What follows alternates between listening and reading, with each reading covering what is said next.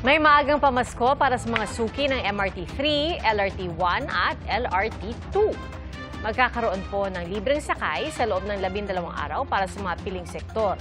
At base sa anunsyo ng Department of Transportation, kada araw mula December 14 hanggang 24, may nakatakdang sektor na mabibiyayaan ng libreng pamasahe. At pagdating po ng December 25, libre na po ang pamasahe sa lahat ng mga commuter. Layunin po ng programa na makatulong sa gastusin ng mamamayan at may padama ang diwa ng Pasko. Para naman maibsan ang bigat ng trapiko sa Metro Manila ngayong holiday season, nanawagan ng MMDA na ipagbawal muna ang mga mall-wide sale. Saksi, si Mariz Umali.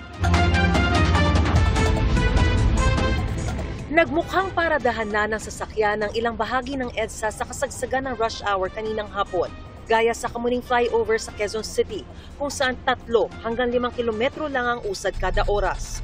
Sabay-sabay ring naipon sa ilalim ng flyover ang maraming sasakyan.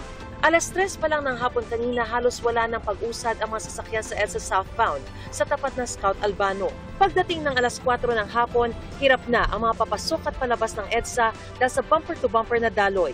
Ang ilang motorsiklo nawawala na sa kani-kanilang lane at pilit na sumisingit sa pagitan ng mga sasakyan. Mabagal din ang galawan sa Skyway northbound at SLEX northbound patungong EDSA. Sa EDSA Magallanes patungong Ayala Avenue, may pag-usad naman pero nasa 10 kilometers per hour lang, hanggang paakyat ng northbound ng Ayala Underpass. Ayon sa MMDA, umaabot sa 427,000 ang average daily traffic volume sa EDSA, gayong 250,000 lang ang kapasidad nito. At tuwing holiday season, tumataas pa yan ng 10 hanggang 20% o katumbas ng 40,000 hanggang 80,000 na sasakyan, lalo ngayong papalapit ang Pasko. Kaya kailangan magbaon ngayon ng napakahabang pasensya habang nasa kalsada. Maging kampante lang, makakauwi naman ng maayos sa pamilya. Kailangan tiyagain na lang itong traffic. Ginagawa ko na lang, may sound sa konti para mawala po, maiibsan po yung ano. Yes po. Marami ang naglakad na lang dahil hirap makakuha ng masasakyan. Hassle po, ang hirap pong sumakay. Sobrang dahan-dahan lang yung takbo ng mga sasakyan. Kaya naglalakad na lang po kami. Ganito pa din kasi pag morning Pero pag usually pag hapon, winawa ko na lang talaga. Kaya ngayon naglalakad ako. Tuloy-tuloy naman daw ang MMDA sa pagtugon sa problema ng matinding trapiko. Isa sa kanilang panawagan sa mga LGU ay ipagbawal muna ang mga mall-wide sale na isa raw sa mga naging dahilan ng kalbaryong inabot ng mga motorista noong Sabado sa Marcos Highway. Nagkasabay-sabay po yung sale doon po sa mga malls na outside ng jurisdiction ng MMDA.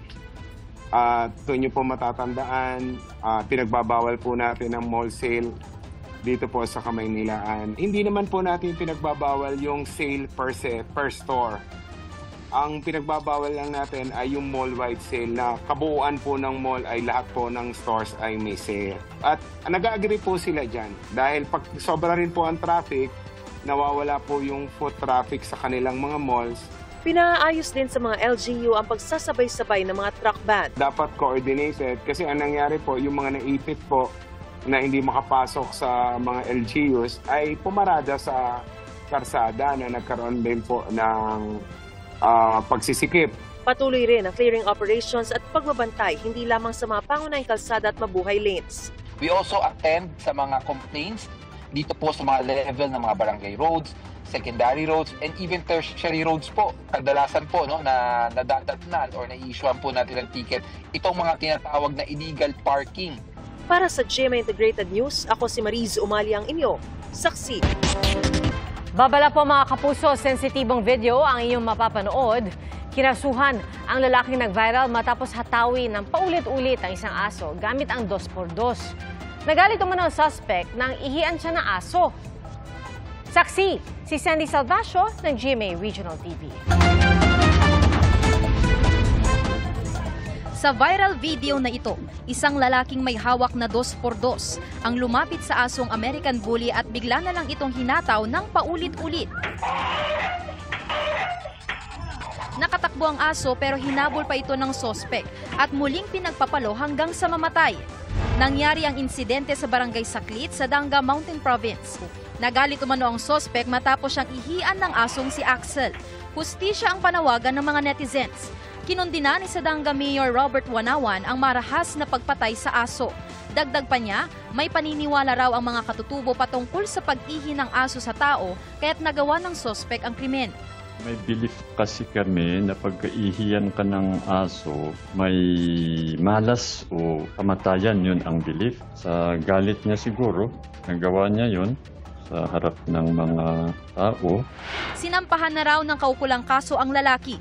Hiling ng Animal Kingdom Foundation ang agarang aksyon mula sa LGU upang hindi na maulit ang mga ganitong animal cruelty. Nagpagawa ako ng resolution sa SB ngayon para anuhin ang mga ganong klase na aksyon. Sinusubukan pa ng GMA Regional TV na kuhanan ng pahayag ang sospek. Para sa GMA Integrated News, ako si Sandy Salvacion ng GMA Regional TV, ang inyong saksi.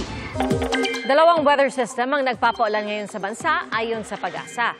Amihan ang nagdadala ng maulap na panahon at kalat-kalat na thunderstorm sa hilagang bahagi ng Luzon. Shearline naman ang nagpapaulan sa Cagayan, Isabela, Quirino, Aurora at Quezon. At base sa datos ng Metro Weather, umaga pa lang bukas, heavy to intense rains na ang asahan sa Northern Luzon, particular na sa Cagayan at Isabela.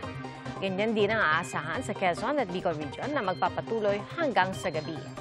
May kalat-kalat din pag-ulan sa Eastern at Western Visayas mula umaga hanggang hapon bukas. Habang heavy to intense rains ang posibleng maranasan pagsapit ng gabi sa Samar Provinces. Asahan pa rin ang mga pag-ulan bukas na umaga sa Zamboanga Peninsula at Caraga. At sa Metro Manila, hindi pa rin inaalis ang tsansa makaranas muli ng mga pag-ulan bukas.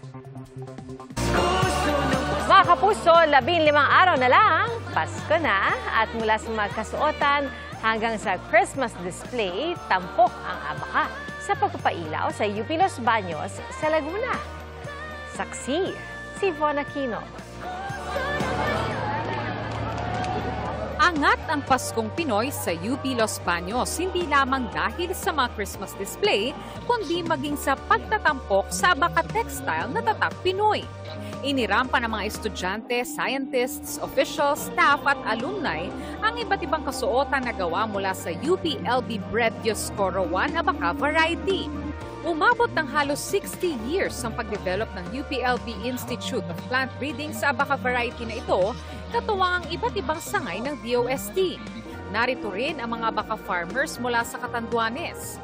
Pagmamalaki ni UPLB Chancellor Jose Camacho Jr., ang Dioscoro 1 abaka variety ay resilient o matibay na sumasalamin nila sa mga Pilipino. Isaan niya itong world-class na produkto ng ating bansa na nararapat na kilalanin at pagyamanin. Alam natin na ito'y Kapaskuhan, ito'y nagsisilbing selebrasyon ng mga tagumpay ng buong taon, ng mga hamon na napagtagumpayan natin. At ngayong gabi, ang Kapaskuhan ay pinagdiriwang natin. Ngayong gabi ay isang tagumpay ng industriyang Pilipino, ang abaka industry, at kailangan natin pong mag-celebrate. Pinailawan din ang 47-feet Christmas tree ng Universidad na may 10,000 LED lights. Ang Christmas tree at nativity display may touch of abaka rin. Kasabay nito, pinailawan din ang Christmas lights sa Oblation Park at UPLB Pili Drive Rotonda. Sinundan ito ng musical concert na Pokang UPLB Talents at special performance ng sikat na OPM band na Neo Colors. Super thankful po kami that we have this kind of event na parang kahit stress sa exams, you get to debrief. Ito din po yung laging hinihintay ng, hindi lang yung mga UP students, pero buong taga Los Baños po. May food bazaar din na dinagsa ng mga estudyante. Para sa GMA Integrated News, Von Aquino ang inyong saksi. Mga kapuso, maging una sa saksi. Mag-subscribe sa GMA Integrated News sa YouTube para sa iba't ibang balita.